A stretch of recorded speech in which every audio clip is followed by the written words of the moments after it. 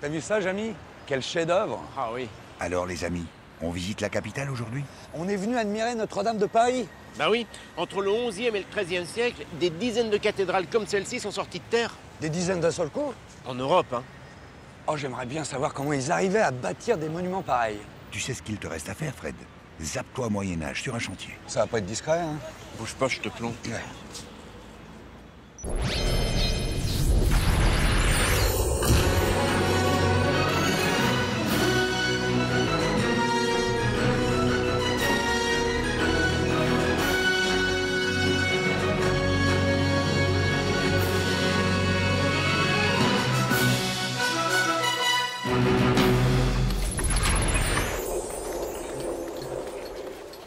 Oh là là, quel chantier! T'as raison. Quel chantier. Et je crois que t'arrives au bon moment. Parce que vu l'avancement des travaux, il y en a encore pour plusieurs dizaines d'années. Tiens, à mon avis, à la louche, pour 30 ans. C'est une véritable fourmilière ici. À l'époque, sur les chantiers de cathédrales, on compte parfois jusqu'à 2000 ouvriers. Enfin, œuvriers, comme ils disent. Ouais. Eh ben moi, je plains le responsable, hein. Il doit pas dormir tranquille toutes les nuits. Le responsable, comme tu dis, c'est l'architecte. C'est lui qui dirige les travaux et qui coordonne les différents corps de métier. Il doit aussi régulièrement rendre des comptes à son commanditaire, c'est-à-dire l'évêque du diocèse qui finance les travaux. Alors précisons aussi que pour construire une cathédrale en général, plusieurs architectes se succèdent, car les travaux s'étendent sur des décennies, parfois sur plus d'un siècle. Impossible. Oui. Eh, écoute, Maître Charpentier, avec tout le respect, ça chauffe là-dedans. il n'y a jamais que des On problèmes. dirait une réunion de chantier. Ils appellent ça la réunion du chapitre. Le dernier échafaudage que je vous Messieurs, ai s'il commandé. vous plaît, calmez-vous. Un peu de bon sens. Tâchons de nous entendre. Bien. Je vais vous laisser régler vos petits différends entre vous. Moi, ce que je veux, c'est ma cathédrale. Et n'oubliez pas ma devise. Nil mortalibus ardum est. Que Dieu vous aide. Qu'est-ce qu'il a dit, l'évêque? Nil mortalibus quoi? Il a dit « Rien n'est impossible aux mortels ». C'est du latin, Fred. Écoutez, maître architecte, c'est toujours la même chose. S'il n'y a pas de pierre, il n'y a pas de travail. Et quand il n'y a pas de travail, il n'y a pas de salaire. Allez donc expliquer cela à mes ouvriers. C'est pourtant simple à comprendre. Il faut attendre la livraison des pierres. Mais moi, je comprends. Si le maître tailleur de pierre, il n'est pas livré, ça sert à rien que mes compagnons charpentiers, ils fabriquent des échafaudages et des coffrages. Maître forgeron, où allez-vous? Éteindre ma forge. Ben, il a raison. Plus de pierre, plus d'échafaudage à construire. On n'a pas besoin d'outils. Et nous voilà dans de beaux draps. Et qui va payer pour ce retard? C'est vous, maître architecte? Un peu de patience, tout va rentrer dans l'ordre. C'est une question de jours. Œuvrez plutôt à bien finir ce qui est commencé. Moi, j'envoie le charretier à la carrière sur le champ. Allez, la suite au prochain chapitre. Ce que je constate, c'est que du temps de votre prédécesseur, on n'avait pas ce genre de problème. Eh oui, mais du temps de mon prédécesseur, il y a 40 ans, au début du chantier, les carrières de surface suffisaient. Il n'y avait pas besoin de creuser pour extraire la pierre. Eh ben bonjour l'ambiance, hein. Ah, tu l'as dit. Et quel casse-tête pour l'architecte. Ces plans ne cessent de se transformer au gré des caprices de l'évêque. Car dans tout le royaume, les évêques rivalisent d'orgueil et se livrent à une véritable compétition. Ils mesurent la grandeur de leur diocèse à la hauteur de leur cathédrale. À Amiens, l'évêque commande à son architecte la plus grande cathédrale de tous les temps. La nef s'élève à 42 mètres de haut et elle peut accueillir 10 000 fidèles et pèlerins. Dans la ville voisine, l'évêque de Beauvais ne pouvait pas faire moins que son rival. Ici, la voûte culmine à 48 mètres au-dessus du chœur et elle s'appuie sur des piliers très fins, défiant les lois de la pesanteur jusqu'au jour où...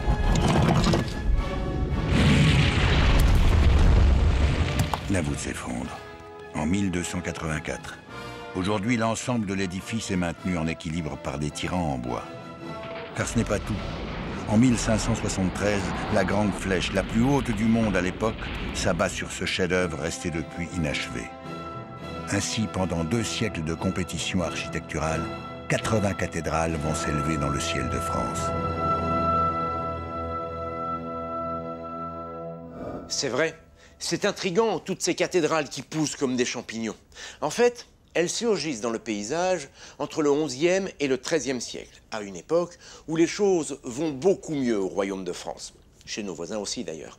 Tenez, les historiens ont fait des calculs. La population en Europe a doublé entre le Xe et le XVe siècle. Du coup, les villes grossissent. Les petites églises de quartier ne sont plus suffisantes pour accueillir les fidèles. Parallèlement, les gens ont davantage de moyens. Les campagnes sont plus riches. Le progrès est passé par là. Les paysans défrichent.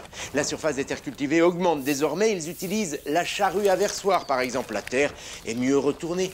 Les animaux avancent plus vite grâce au collier qui remplace le vieux joug. Résultat, les rendements augmentent. Et ça, c'est tout bénef pour le clergé. En effet, la dîme, l'impôt en nature prélevé par l'Église, rapporte davantage et ça tombe très bien. Car ça coûte cher de faire bâtir une cathédrale. Admirez, admirez. Pour un architecte, quoi de plus exaltant à réaliser? Je comprends. Quand je pense que ce chantier pourrait s'arrêter, faute de matières premières. Il est quand même bien avancé, votre chantier. Pourquoi dites-vous qu'il risque de s'arrêter? Vous manquez de pierre? Oui, c'est ce que j'ai essayé d'expliquer au chapitre. Les carrières de surface ne produisent plus. Mon prédécesseur, lui, il a un peu de problème pour faire le chœur et les chapelles. Mais moi, pour terminer la nef et la façade, je suis dans l'embarras. Il faut creuser maintenant pour trouver de la pierre. C'est de plus en plus difficile. Je comprends mieux, si les tailleurs de pierre ne taillent plus, les charpentiers, les forgerons ne peuvent plus travailler. Voilà, c'est exactement ça. Finalement, c'est comme aujourd'hui. Si l'électricien n'est pas passé, le plombier, le carreleur et le peintre, ils passent pas non plus et le chantier s'arrête. Je suis fatigué, moi. Fred, Bah quoi, j'ai dit une bêtise? c'est plein de bon sens, ton discours. Mais pour lui, c'est du chinois. Oh, tu crois? Bah évidemment. Toujours est-il que les problèmes d'approvisionnement en pierre ralentissent souvent les travaux déjà très longs. Pour édifier Notre-Dame de Paris, il a fallu creuser des carrières sous la capitale. La construction a ainsi duré 1 siècle et demi. Cela dit, à l'époque, on n'attend pas la fin du chantier pour accueillir les fidèles. Dès que le chœur est achevé, on y célèbre des messes. Il faut bien rentabiliser l'édifice, si j'ose dire.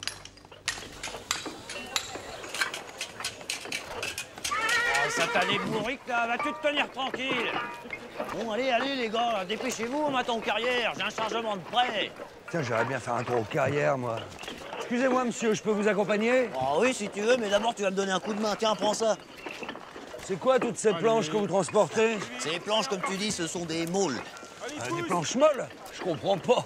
Mais non, des moules, bougre de... Oh, pardon, je jure comme un charretier. Eh, c'est normal, je suis charretier. Alors c'est quoi ces molles? Bah, ce sont des gabarits, des modèles, si tu préfères, pour découper les blocs de pierre. Ah bah dis donc, on voit que t'es pas du métier, toi, hein. Non, mais c'est intéressant, continuez. Bah tu vois, nous les charretiers, on est payés au point pour le transport. Alors, les blocs de pierre sont taillés à la carrière suivant les modèles. Comme ça, nous, on transporte pas trop de déchets. Donc... Bah, moins de déchets, plus de pierres à chaque transport. Eh bah tu vois que t'es pas une bourrique. Bon, bah j'ai fini mon chargement, moi. Fou. Tiens, tire donc la cale, là, on va y aller. Et bon voyage. Les chariots étaient tirés par des chevaux, mais aussi par des bœufs, et parfois sur de très longues distances. Ces animaux ont donc rendu un fier service aux bâtisseurs de cathédrales. Rien d'étonnant donc que l'architecte de la cathédrale de Laon ait fait sculpter 16 bœufs au sommet de l'édifice.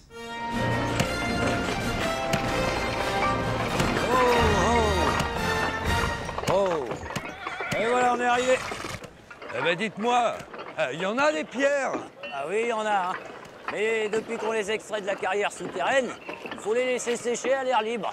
Ah, je comprends, c'est pour ça que le chantier prend du retard. Je peux aller jeter un œil dans la carrière? Ah oui, mais prends une torche, hein. Ouais, c'est par là? C'est ça. Bon, mais c'est pas le tout, va falloir que je décharge, moi. Hé, vous là! Hé! Venez donc par là me donner un petit coup de main.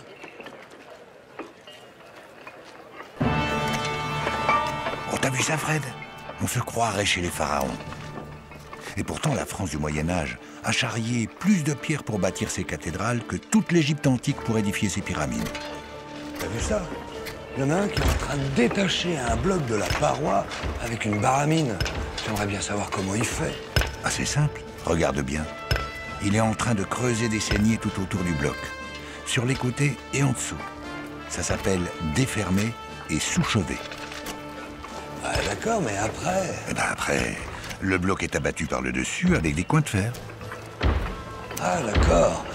Dis donc, c'est un travail de Romain, hein. Et comme tu dis, lui en revanche, je ne vois pas trop ce qu'il fabrique. Mais si, il est en train de tailler une pierre à la forme du môle. Tu sais bien, c'est pour éviter d'avoir à transporter les déchets. Tu suis pas. Bien sûr que si, je suis. Même qu'ensuite les pierres sont transportées à l'extérieur pour qu'elles sèchent. Eh ben dis donc, ils sont costauds, hein. Costaud, hein. Mais beaucoup y laissaient leur peau dans cette atmosphère d'humidité. Ah, j'espère qu'ils étaient bien payés au moins. Oh, les manœuvres, pas grand-chose. Les tailleurs de pierre, un peu mieux. Ils sont payés à la tâche. Plus ils taillent de pierre, plus ils gagnent. Regarde, il y en a un qui met sa signature. On appelle ça la marque des tâcherons. Bon, il est où, lui? Oh! Si tu veux retourner au chantier, c'est le moment, hein? T'as entendu? Ils sont pressés de les voir arriver au pied du mur, ces pierres. J'arrive, c'est vrai que ça urge. L'architecte s'arrache les cheveux. Allez, yep, Mistral, allez, yep! Vous aussi, vous êtes employé sur le chantier? Ah non, moi je suis indépendant. J'ai ma compagnie de transport, je livre sur plusieurs chantiers. Ben, j'ai une demi-douzaine de chariots et des bons gars qui travaillent pour moi. Les affaires marchent bien, alors? Oh, bah, ça roule, hein. Avec tous ces grands chantiers, il y a de quoi faire. Vous êtes riche? Oula, pas si vite, hein. Et il faut s'équiper, ça coûte cher tout ça, nom d'une bourrique. Aujourd'hui, il faut être compétitif. Moi, j'ai investi dans les nouveaux attelages, là, les colliers d'épaule. Bah, avec les chevaux, je vais bien plus vite qu'avec des bœufs, hein, mais c'est cher, les fers. Bah, 24 sabots par semaine, c'est cher. 24 sabots? Bah oui, mais fais le compte, j'ai 6 chevaux. C'est vraiment très cher, les fers. C'est si cher que ça, le transport? Oui, ça coûtait une fortune. Tenez, prenez la cathédrale de Sens, par exemple. Elle a été construite au XIIe siècle. C'est l'une des plus anciennes cathédrales gothiques. La pierre avec laquelle elle a été bâtie a été extraite des carrières de Saint-Leu-d'Esserand, sur les rives de l'Oise, au nord de Paris. Entre les deux, vous le voyez, ça fait une trotte. Seulement, cette distance n'explique pas tout.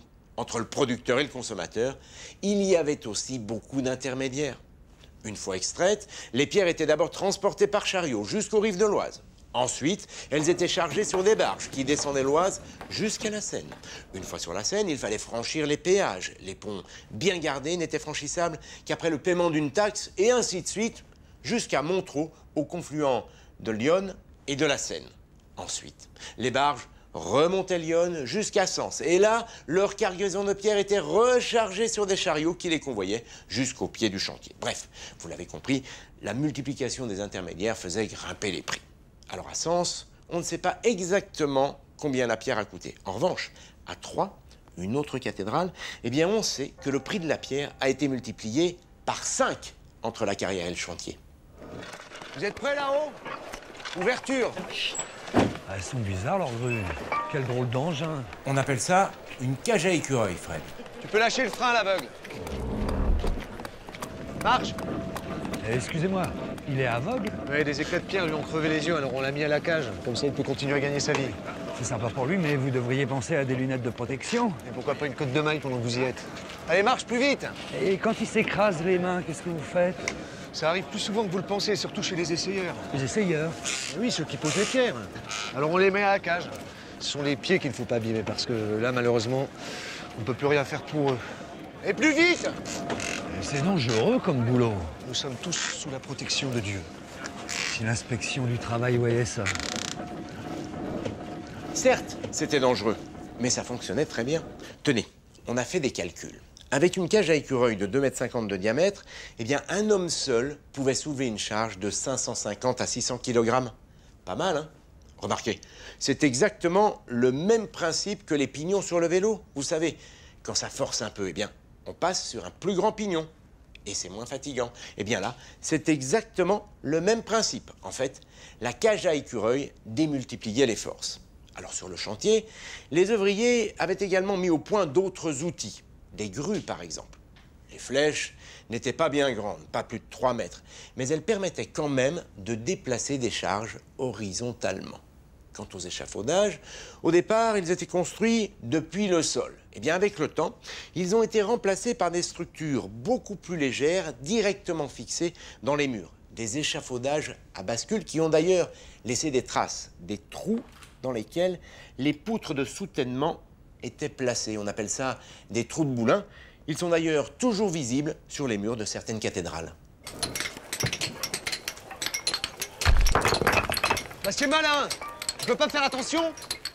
Ça fait la 2e fois ce mois-ci.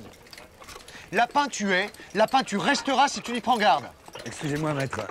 Maintenant, je connais l'écureuil, mais un lapin, c'est quoi? Un apprenti. Enfin, tu connais la sanction, hein. Ce soir, pain sec et eau. Et la prochaine fois, le prix de la pierre sera retenu sur ton salaire. Et toi, range-moi ces outils. Ça rigole pas. J'aimerais pas être lapin, moi. Tu risques rien, toi. T'es pas compagnon. Vous êtes un peu dur. C'est du beau travail, quand même. Avec un peu d'enduit, c'était réparé. Ici, les œuvriers de Dieu n'ont pas le droit à l'erreur. Dieu mérite la perfection. Et chez nous, les compagnons, il y a des règles et des pénalités. Une erreur de taille, une retenue sur salaire. C'est comme ça. Ah bah ça, pour être une erreur de taille, c'est une erreur de taille. Comme on dit chez nous, il taille avec éclat. La pierre est précieuse, monsieur. Dura lex, sed lex, comme dirait monseigneur l'évêque. Pardon? Vous avez perdu votre latin. La loi est dure, mais c'est la loi. Ah oui. Bon, tu pourrais sous-titrer quand il parle en latin, d'accord? Hein? En latin? Pas de problème. Faut peut-être que je trouve un dictionnaire, quand même. Dictionnaire. Monseigneur, qu'est-ce qui me vaut cet honneur? Lecceum. Cher maître architecte, j'entends le bruit de vos inquiétudes du fond de mes appartements. Monseigneur, vous inquiétez, n'était pas dans ma pensée. Mais tous vos petits problèmes, que sont-ils donc au regard de Dieu? Futilité, il me semble, monseigneur. Allons plutôt intramuros à la découverte de vos avancements. Maître architecte. Seigneur, que ta maison sera belle. Cet élancé de piliers, ces croisées d'ogives. Quel renouveau dans l'architecture, n'est-ce pas? Certes. Et cette belle inspiration économise de surcroît la pierre, qui se fait rare, monseigneur. Toujours vos jérémiades, maître? Cette nouvelle œuvre de France change toutes les règles. Fini le roman massif avec ces tonnes de pierre, de l'élégance, pour la grâce de Dieu. Pensez à l'œuvre de l'abbé Suger. Deus lumen est. C'est vrai que la théologie et la science font bon ménage, monseigneur, dans ce nouvelle œuvre de France. L'abbé Suger avait bien ouvert la voie, souvenez-vous. Necesse est ad fidem videre. Alors exprimez-vous, monsieur le maître architecte. Pensez à l'abbé Suger. De qui parle-t-il? C'est qui, cet abbé Suger? L'abbé Suger? Mais c'est lui qui a tout suggéré, si j'ose dire. C'est quelqu'un de très important à l'époque. C'est lui qui dirige l'abbaye de Saint-Denis. Pour ceux qui auraient oublié, c'est l'endroit où sont enterrés les rois de France.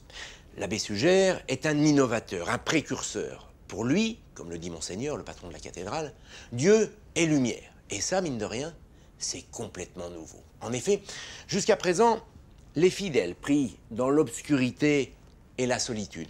Une discipline qui se marie très bien avec le style roman, des bâtiments ramassés sur eux-mêmes, austères, plongés dans l'obscurité et disséminés dans les campagnes. L'abbé Suger, lui, a une toute autre vision des choses. Pour lui, la lumière doit inonder les églises et l'architecture, éblouir les fidèles. À Saint-Denis, donc, il va faire ouvrir les murs et installer de larges verrières, comme ici. Bref, c'est un homme d'ouverture. Le nouveau bâtiment, tel qu'on le voit aujourd'hui, est inauguré en 1144 en présence du roi, de la reine et des évêques. Le succès est immédiat et unanime, à tel point que chacun veut la même église. Et je n'exagère pas, tenez, l'évêque de Rouen, qui pourtant vient de s'installer dans sa nouvelle cathédrale, eh bien, cet évêque n'hésite pas à la faire démolir, tout simplement parce qu'elle est romane et que la mode, c'est désormais le gothique. Enfin, à l'époque, on ne parle pas de gothique, on dit plutôt le nouvel ordre de France. Ou encore d'art nouveau, Jamy. C'est donc ici, dans le sanctuaire des rois de France de l'abbaye de Saint-Denis, près de Paris, que l'art gothique, comme on l'appelle aujourd'hui, voit le jour.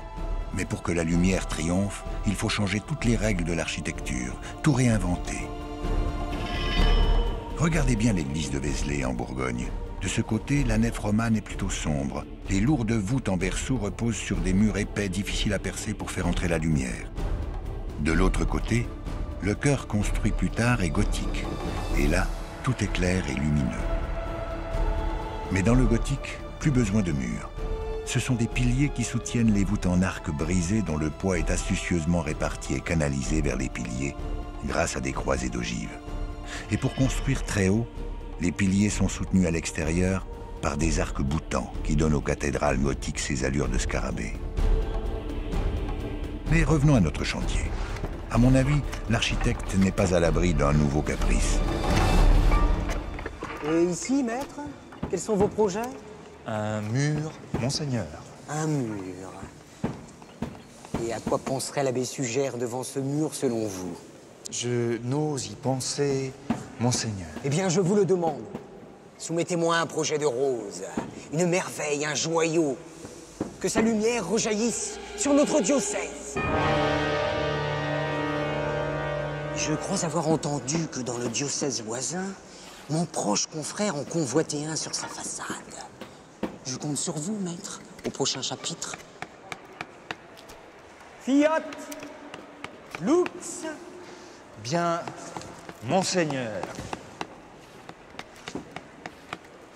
Et lux facta est. Bah, faut le comprendre, hein. Une rose, comme ils disent, enfin, une rosace, c'est un travail extrêmement compliqué. Maître, vous avez l'air dépité. Que vous arrive-t-il, une tuile? Non, une rose. Monseigneur veut sa rose. Voilà, et cette cathédrale sera jamais finie. Bah, allons, 2 petits coups de compas et le tour est joué. Ah oui, 2 petits coups de compas. C'est comme ça que vous voyez les choses. Détrompez-vous. Une rose, c'est un calcul savant. C'est un travail d'une précision que vous ne pouvez pas imaginer. Eh bien, alors prenez modèle sur une rose qui existe déjà. À Notre-Dame de Paris, il y en a une très belle sur la façade nord, je crois. Une rose sur la façade nord de Notre-Dame de Paris. Ouais. Mais où est-ce que vous avez vu une rose sur la façade nord de Notre-Dame de Paris? Excusez-moi, il faut que je me détende. Il connaît pas cette rose?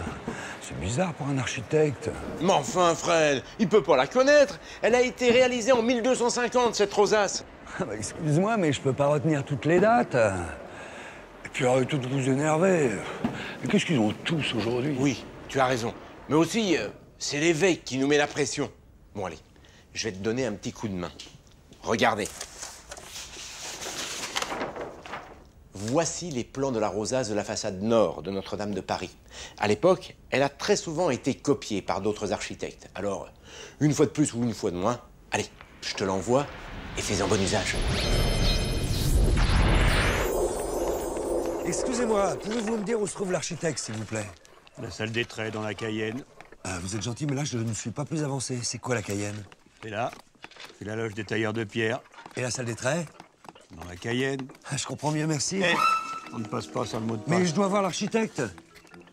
Et qui êtes-vous? Le tuileur, le gardien des loges.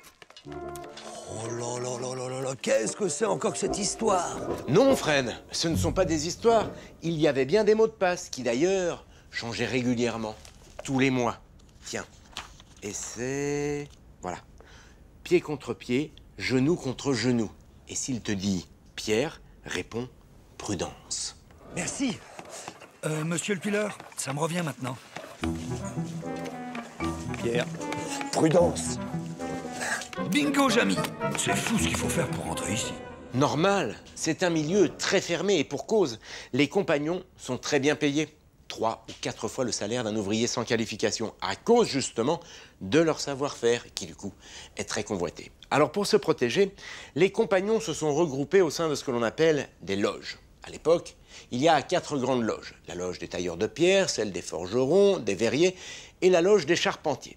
Seulement attention, on ne devient pas compagnon du jour au lendemain. D'abord, on est lapin. C'est une longue période d'apprentissage qui dure entre 5 et 7 ans, au cours de laquelle le lapin est sous les ordres du maître. Il passe le plus clair de son temps à 4 pattes, à marquer les poutres, le sol, à récupérer les outils. Bref, il court un peu partout, comme un lapin. À l'issue de cette période, il présente un travail, une œuvre, comme on dit dans le jargon. C'est l'examen de passage. Le lapin devient alors compagnon. Mais ce n'est pas fini. La formation continue. Au début, le compagnon est chien. Les compagnons utilisent ce terme car il symbolise la fidélité. Fidélité aux règles qui leur ont été enseignées et à l'horloge. Ensuite, ce compagnon peut accéder au rang de sanglier, un animal solitaire. À ce stade, le compagnon va être initié. Malheureusement, je ne peux pas vous dire comment ça se passe. C'est un secret. La seule chose que je peux vous dire, c'est que ça dépasse le strict cadre professionnel. Cette initiation touche la morale, l'éthique, la philosophie. Désormais, en effet, le compagnon avance seul sur les chemins de la connaissance, tel le sanglier, à travers les ronces de l'épaisse forêt. Mais là, je m'égare. Revenons aux aventures de Fred. Excusez-moi, maître, je peux vous interrompre? Pourquoi puis-je vous être utile? J'aimerais voir le maître architecte, c'est possible? Suivez-moi, il œuvre dans la salle des traits. Dites-moi, ce sont les beaux-arts ici. C'est magnifique. Et le bandeau sur le front, c'est pour la sueur? Non, c'est un signe distinctif. C'est le signe des statuaires, des faiseurs d'images. Ici, vous avez l'élite de nos compagnons. Leur savoir-faire est très précieux. On nous les convoite. Admirez, le geste est sûr, la communion avec la matière. Maître, s'il vous plaît. C'est Monseigneur l'évêque, avec sa mitre. Chut. Là où elle sera perchée, la vue de Monseigneur ne peut pas porter. Alors... C'est pas vrai. Bien sûr que si, Fred. Les sculpteurs sont d'un tempérament, disons, libre et indépendant. Ils ne se privent pas de régler leurs comptes avec leur évêque. Ici, à Reims, ils l'ont même représenté parmi un groupe de damnés que l'on envoie en enfer. Quelle audace! Plus leurs sculptures sont haut perchées, plus ils s'expriment librement, laissant aller leur imagination jusqu'à représenter des personnages sataniques, des gargouilles aux allures de monstres. En bas, en revanche, ils doivent se plier à des thèmes théologiques imposés, car la cathédrale du Moyen-Âge est comme un livre d'images. Elle enseigne aux fidèles qui ne savent pas lire ni écrire l'histoire de la religion et de la Bible. D'ailleurs, les sculpteurs sont appelés aussi les imagiers. Et puis, à cette époque, les façades des cathédrales sont hautes en couleur. Les sculptures qui ornent les portails sont peintes pièce par pièce. Les anges, les archanges, les apôtres et tous les personnages bibliques rutilent sous des teintes vives et réalistes. Ici, à Amiens, le nettoyage de la cathédrale a permis de découvrir des traces de couleurs vieilles de plusieurs siècles. Aujourd'hui, grâce à des projections lumineuses, sa façade occidentale retrouve à la nuit tombée l'éclat qu'elle avait autrefois.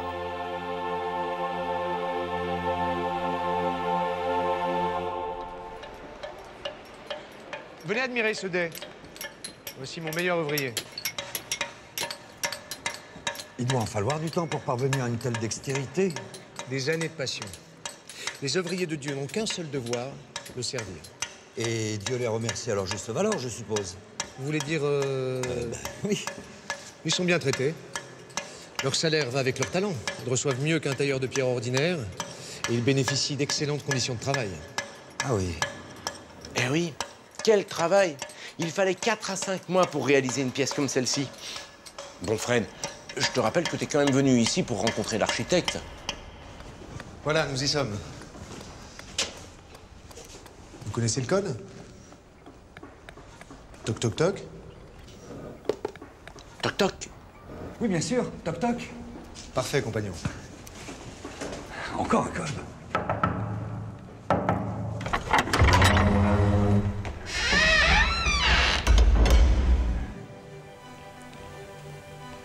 Excusez-moi de vous déranger, maître, mais je crois que ma visite va vous intéresser.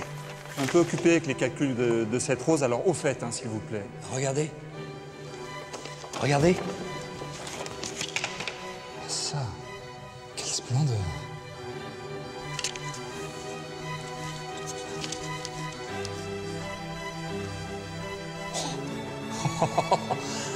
Dans les règles de l'art, c'est le pied. C'est de la rose de sanglier, et même plus. Elle va émerveiller Monseigneur. Je compte sur vous pour le prochain chapitre. Hein. Monseigneur va être subjugué. Et le plus étonnant dans cette histoire, c'est que l'architecte qui a dessiné cette rosace avait très peu d'outils dans sa trousse. Un compas, bien sûr, une équerre, une règle et surtout une canne, comme celle-ci, une canne graduée pour mesurer. En effet, à l'époque, le mètre n'existait pas. Les architectes comptaient entre autres en empan, en pied et en coudée. Chaque architecte avait sa propre canne, à sa taille. Heureusement, sur chaque chantier, il y avait une canne de référence. Tiens, et puisque je vous parle d'outils et de savoir-faire, il faut que je vous montre quelque chose. À l'époque, la plupart des compagnons ne savaient ni lire ni écrire. Et pourtant, ils en exécutaient des formules géométriques. Alors, pour se souvenir de toutes, ils avaient mis au point des figures, comme celle-ci, plus faciles à mémoriser que de longues formules de géométrie. Tenez, celle-ci, par exemple, permet de tracer un angle droit. Un autre exemple. Les compagnons étaient souvent amenés à dessiner des cloîtres. Un cloître, c'est un espace carré comme celui-ci dans lequel déambulent des religieux. L'été, dans une cour intérieure, l'hiver, sur les pourtours, toujours abrités. Seulement, pour accueillir autant de religieux ici que là, eh bien, il fallait que la surface du pourtour soit égale à la surface de la cour intérieure. Eh bien, pour exécuter un tel dessin, les compagnons se contentaient de regarder cette figure. Traduction, je trace un cercle dont le rayon est égal à la moitié de la diagonale du carré. Une fois le cercle tracé, j'obtiens cette figure. Je trace ensuite des tangentes parallèles aux côtés du carré et j'obtiens cette figure. Maintenant, faites le calcul chez vous. Vous constaterez que la surface du pourtour est égale à la surface du carré intérieur. Monseigneur, votre rose. Pulcre bene recte. Quelle splendeur! Vous vous êtes surpassé, maître architecte. Vous êtes un génie. Monseigneur, si je peux me permettre, cette rose va coûter une fortune. D'autant que les ouvriers grondent sur leurs conditions. Et j'ai peur que cette rose ne mette le feu aux esprits. Et je vous rappelle que moi-même, j'attends toujours mes livraisons de bois. Rien n'est trop beau pour la maison de Dieu. Il y va du prestige de notre diocèse. Nous trouverons les fonds. À chacun ses oignons, hein.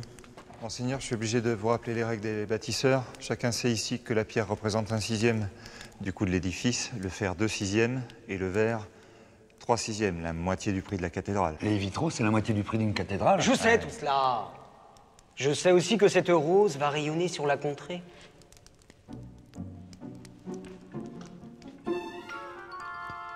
Ne pourriez-vous mettre mon effigie dans son centre?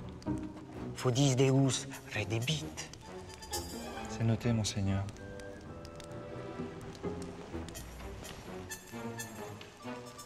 Monseigneur, comptez-vous augmenter les impôts pour faire face à cette nouvelle dépense? Il a pas tort. Comment il va financer tout ça? Bonne question. Car l'argent ne tombe pas du ciel et le coût d'une cathédrale est colossal. L'équivalent aujourd'hui du coût de la Grande Arche de la Défense. Alors les évêques déploient des trésors d'imagination. Les campagnes sont prospères et ils utilisent une partie de la dîme, l'impôt en nature prélevé par l'Église. Certains évêques, comme à Beauvais, investissent aussi une grosse part de leurs revenus personnels. Mais ça ne suffit toujours pas. Alors ils en appellent à la générosité des seigneurs, des bourgeois, des corporations de métiers qui, en échange de dons importants, se font représenter sur les vitraux. Les fidèles, riches ou pauvres, sont invités à verser leur aumône dans des troncs. Les pèlerinages aussi rapportent gros, surtout si la cathédrale a la chance de posséder de saintes reliques. Plus elle en a, plus les pèlerins viennent nombreux pour les voir ou les toucher. À Chartres, ce voile appartenant soi-disant à la Vierge Marie a permis de financer en grande partie la cathédrale. Mais la grande idée de l'Église, c'est de permettre aux chrétiens de racheter leurs péchés. Plus le péché est grave, plus c'est cher. Mais plus belle sera la place au paradis. On appelle cela les indulgences. Tiens, à propos des indulgences, il faut que je vous raconte quelque chose qui concerne les voleurs. Bah oui, à l'époque, il y avait des voleurs. Imaginez, l'un d'entre eux dérobe chez un riche marchand de l'orfèvrerie. Pas n'importe quoi, hein. De belles pièces, de quoi, à l'époque, finir ses jours au fond du cachot, voire pire. Eh bien, l'Église était prête à pardonner si le voleur rendait les objets dérobés. Pas au propriétaire, s'il les rendait à l'Église. Aujourd'hui, on appelle ça du recel. Et puis, au chapitre des reliques, qui ont aussi largement contribué au financement des cathédrales, il faut que je vous parle de la Sainte Savate. Non, je ne plaisante pas. Pour récolter des fonds supplémentaires, les évêques avaient mis au point une technique radicale. Ils faisaient circuler dans les campagnes des reliques, autrement dit, des morceaux d'étoffe, de cheveux ou d'os ayant appartenu à des saints. Les gens payaient pour toucher et en échange, ils pensaient obtenir une meilleure place au paradis. La Sainte Savate est une chaussure qui aurait appartenu à la Vierge Marie. Elle fut exhibée dans tout le diocèse de Laon. Eh bien, on raconte qu'à elle seule, elle aurait rapporté suffisamment d'argent pour restaurer une grande partie de la cathédrale.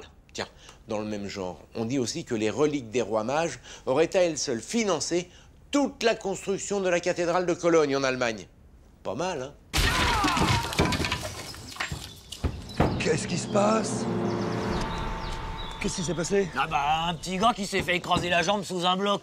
Il y en a marre! Ça peut plus durer, on n'est pas les animaux! Eh ben si t'es pas content, tu peux partir! Il y en a d'autres qui attendent ta place! Regardez-le! Il est compagnon, il mange pas de la soupe infâme tous les soirs, il dort pas dans une porcherie, et son salaire est aussi gras que son ventre! Ça suffit! Je propose qu'on arrête tous le travail et qu'on envoie un émissaire à l'évêque! Eh ben c'est ça! Allez trouver l'évêque! Après tout, c'est lui qui vous paye! Et cette injustice! Ton copain l'aveugle, il travaille pas sur le chantier, lui? C'est comme ça chez nous. On n'abandonne pas un compagnon estropié. Et nous, les ouvriers, si on a un accident, on peut crever! De quoi il parle? Bah, du système de solidarité des compagnons, ça fait des jaloux, hein. Ah bon? Ils ont la sécurité sociale? Quoi? Pour la sécurité sociale, c'est un peu tôt. Cela dit, les compagnons avaient bien mis au point un système de solidarité. Chacun d'entre eux reversait une partie de son salaire à la loge à laquelle il appartenait. L'argent était récolté par la mère, une femme, en général celle du compagnon qui s'occupait de la maison où logeaient les apprentis. Si un compagnon se blessait sur un chantier, s'il s'arrachait une main ou s'il devenait aveugle, eh bien la loge lui trouvait immédiatement un emploi adapté à sa situation sur le chantier. Si par grand malheur, un compagnon venait à mourir, eh bien, la mère ou la veuve de celui-ci recevait une somme d'argent. Quant aux enfants, ils étaient pris en charge. La loge s'occupait de la formation des fils, à condition, bien sûr, qu'ils embrassent la carrière du père. Les filles, quant à elles, étaient placées chez de riches bourgeois. Vous croyez qu'elle va durer longtemps, cette grève? Oh, je me fais pas de soucis. Avant notre retour de Bourges, le travail aura repris. Monseigneur l'évêque manque pas d'imagination pour trouver ses deniers. Au fait, vous ne m'avez pas dit ce que nous allons faire à la cathédrale de Bourges. Ah, il y a là-bas un maître verrier extraordinaire. Celui qui réalise cette rose. Remarquez, ça vous fait du bien d'aller voir d'autres chantiers, ça donne des idées. Mais ça n'a pas été facile d'obtenir l'autorisation de l'évêque et de ses chanoines. Pourquoi vous n'êtes pas libre d'aller où vous voulez? Ah non, mon contrat m'interdit d'aller sur un autre chantier. Ils ont peur que je les abandonne pour une œuvre plus belle, ou bien que je livre mes secrets. En fait, vous avez un contrat d'exclus. De quoi? Je veux dire, vous avez une exclusivité. Ah oui, oui. Et c'est comme ça pour tous les architectes de cathédrale. Faut oublier que c'est une compétition, hein. Intra omnia quid dedeo. Ouais, comme vous dites. Ah bah dis donc, toi aussi tu t'es mis au latin.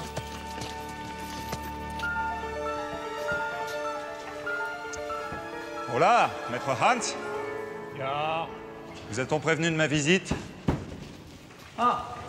Ja. Regardez ça. C'est pas une merveille, ça? C'est pas de l'orfèvrerie? C'est en effet l'art de rendre la lumière précieuse.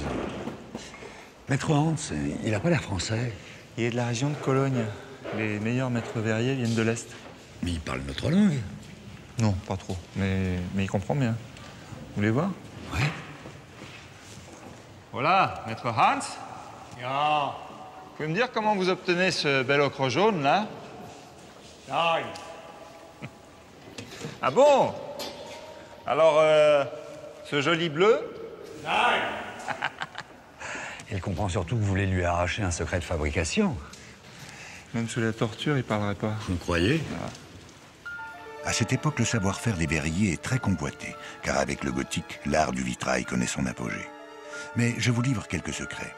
D'abord, il faut chauffer à 1500 degrés un mélange de sable, de cendres de fougère et de pigments pour obtenir un verre coloré.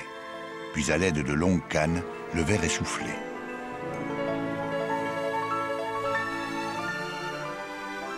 Une fois bien refroidis, les cylindres sont coupés au fer rouge puis passés une nouvelle fois au four. Ensuite, le verrier découpe chaque morceau de verre suivant un modèle, puis il les assemble avec de petites tiges de plomb. Enfin, les traits et les détails des personnages sont soulignés et colorés avec des poudres et des techniques longtemps restées secrètes. Les cathédrales de Bourges et de Chartres conservent aujourd'hui les plus beaux vitraux de l'art gothique. Ils datent des XIIe et XIIIe siècles. Je suis fort aise et bien soulagé que Maître Hans ait accepté ma proposition. Vous savez, c'est un des meilleurs d'Europe. Hein.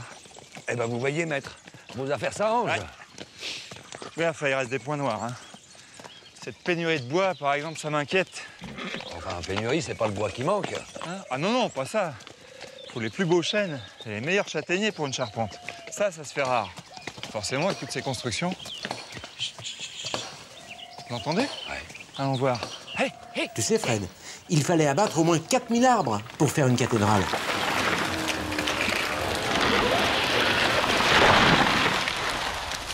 Bon, allez, les gars, là, dépêchez-vous. On m'attend au chantier, moi. Eh, Chartier, je te trouve bien enjoué. Et les affaires reprennent de plus belle, maître. Monseigneur l'évêque a calmé les esprits et redonné souffle à votre chantier. Ah, voilà, qu'est-ce que je vous disais? Eh oui. Et les hommes sont au travail et votre charpentier aura sa livraison. Nous avons du bois bien plus qu'il n'en faut pour votre cathédrale. Vous me parliez de pénurie. Comment il a fait, l'évêque, pour avoir du bois? Ça, c'est une bonne question, ça. Alors, comment il a fait, l'évêque, pour avoir du bois? Il a promis à monsieur le comte, le propriétaire de cette forêt, de lui offrir à sa mort des messes et des prières dans la cathédrale. Mais en échange de sa forêt, hein. Et alors? Mais alors? Bah alors, au nom d'une bourrique, monsieur le comte, il vient de mourir. Non mais je rêve ou quoi? Ça les fait rire, mais c'est pas drôle. Et pas que pour monsieur le comte. Les grands perdants dans cette histoire, ce sont les plus démunis. En effet, jusqu'à présent, les nobles et les riches bourgeois faisaient don à leur décès d'une partie de leur fortune à des ordres mendiants, des établissements qui se consacraient entièrement au secours des plus pauvres. Eh bien, avec la construction des cathédrales, ces établissements, malheureusement, ne vont plus toucher grand-chose. À votre avis, maître, il reste combien de temps de travail pour terminer cette cathédrale? Moi, pas grand-chose. 20, 30 ans, pas plus. Ah bon? Hé, maître! Montez-vous à votre charpente! Allons voir ce travail d'en haut. Eh, doucement, maître. C'est haut, quand même. Allez, emboîte-le pas, tu vas le perdre. Maître, il est passé où? Par ici! Par ici, on est là! Oula, faut monter là-haut. Quelle chance, Fred. Tu vas monter au sommet de la cathédrale. C'est pas permis à tout le monde. Oh, bah je l'ai perdu, il est où? Il est là-haut, dans les charpentes. Allez, monte encore. Là-haut? Ah, mais monsieur l'architecte, vous êtes où? Ça va? T'as pas trop le vertige? C'est qui, lui? Je le connais. T'as raison, on dirait Quasimodo. Monsieur Quasimodo, vous n'avez pas vu l'architecte? Attendez-moi. Avec un peu de chance, tu vas peut-être croiser Esmeralda ou Victor Hugo. Bah, il est passé où, lui aussi? Maître architecte, vous êtes où? On est là! Par ici! Oh là là, vous avez vu la taille du bourdon? Je me suis toujours demandé comment il faisait pour fabriquer un engin pareil, c'est énorme. Vas-y, pousse, je vais t'expliquer. Le plus difficile pour réaliser une bonne cloche, c'est d'abord de façonner un bon moule. Avec des briques recouvertes de glaise, on fabrique le moule intérieur, le noyau si tu préfères. Puis, sur ce noyau, on réalise une fausse cloche en sable et en argile qu'il faut soigneusement lisser car elle va définir le profil de la vraie cloche. On y ajoute même des inscriptions en cire qui apparaîtront en relief. Ensuite, on recouvre la fausse cloche d'un moule extérieur. On fait cuire le tout et on désagrège la fausse cloche qui est à l'intérieur pour couler à la place le métal en fusion. Le moule définitif est placé sous le plancher de coulée. Et c'est parti pour le remplissage.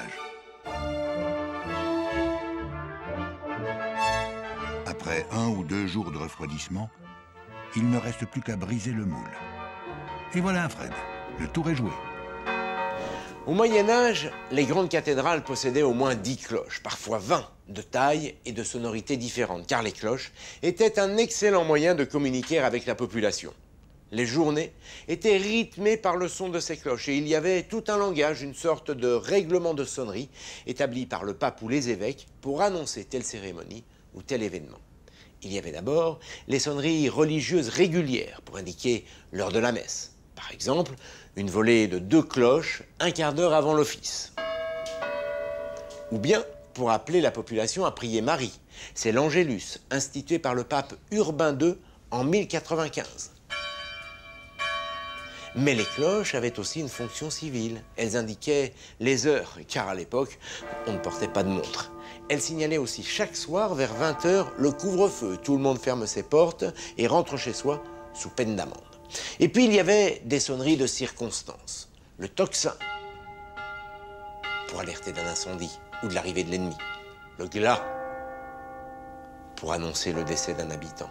Dans le sud-ouest de la France, les cloches tintaient aussi pour les enfants abandonnés jusqu'au moment où un parrain d'adoption se déclarait. Et puis, bien sûr, toutes les cloches se mettaient à sonner en même temps et à toute volée pour célébrer les grandes fêtes religieuses. Au fait, Fred, t'es passé où? À l'intérieur! Mais qu'est-ce que tu fais à l'intérieur d'une cloche?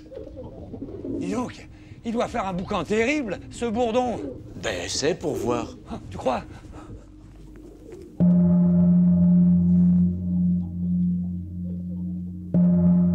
Quelle merveille! Toutes mes félicitations, hein. J'ai fait attention. Non, je dis c'est magnifique, on dirait une forêt. Combien à peu près? 2500 arbres à peu près. C'est vous le bourdon? Excusez-moi, j'ai trébuché. Mais alors quel spectacle! J'ai l'impression d'être dans le ventre d'une baleine. Vous voulez dire un bateau à l'envers? Un bateau, c'est normal. Je suis normand. J'ai appris la charpente navale. Ne criez plus, la cloche s'est arrêtée. Quoi? Maître Charpentier, je vous félicite. Vous étiez vraiment le maître de la situation. Bis repetita? Non, je disais bravo. Ah, c'est haut, 45 mètres. Et elle fait 120 mètres de long. C'est pas rien.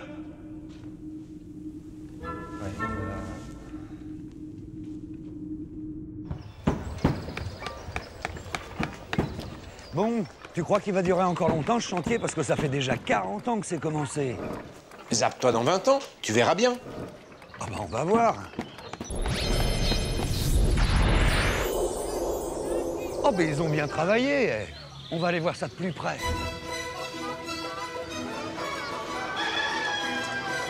Oula, mais c'est la fête ici. On célèbre un événement ou quoi? Non, pas spécialement, Fred. Tu sais qu'au Moyen-Âge, la cathédrale, c'est la maison de Dieu. Mais c'est aussi la maison du peuple. C'est un lieu de rencontre. On vient s'y réunir, s'amuser, jouer des comédies qui parfois même se moquent de l'Église. Les pauvres viennent s'y réfugier. Oui, c'est bien. Donne-lui une petite pièce. On y fait du commerce aussi. Il paraît même que c'est un lieu de rendez-vous galant. Addiritro Satanas, surge et ambula, ite in pace Christi, au suivant. Monseigneur? Vous? Il me semble vous avoir déjà vu quelque part. Certes, monseigneur, ici même, il y a quelques années. Seriez-vous possédé ou dans un besoin spirituel? Non, pas du tout. Je passais par votre diocèse et je constate que vous aviez raison sur l'impact économique de votre cathédrale. Dites donc, ça marche fort. Je suis heureux d'entendre cela. Nous reprendrons plus tard, s'il vous plaît. Je suis vraiment surpris par le monde qu'il y a dans votre cathédrale. Vous savez, la ville a fait un bond en avant. Tout le monde s'en félicite à présent. Je m'en aperçois, monseigneur. Ah, vous souvenez-vous de notre maître architecte? Fred! Vous aviez disparu si brutalement. Très heureux de vous revoir. Vous avez l'air bien plus détendu. Ah bah oui, le plus gros est fait, hein. Enfin, une cathédrale, c'est jamais vraiment terminé. Il pinaille, il est toujours inquiet, vous voyez.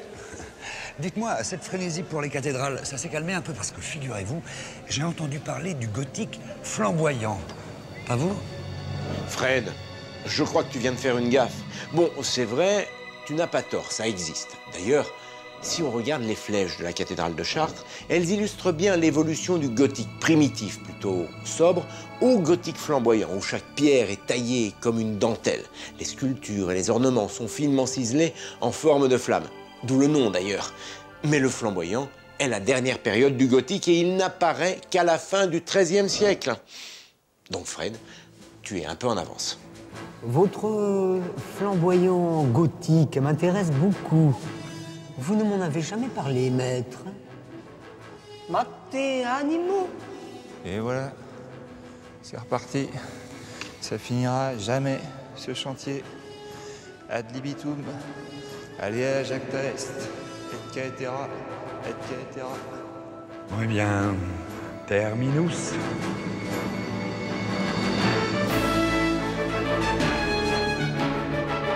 Qu'est-ce que c'est que ce générique, Jamy? Ah, tu m'as demandé de traduire en latin.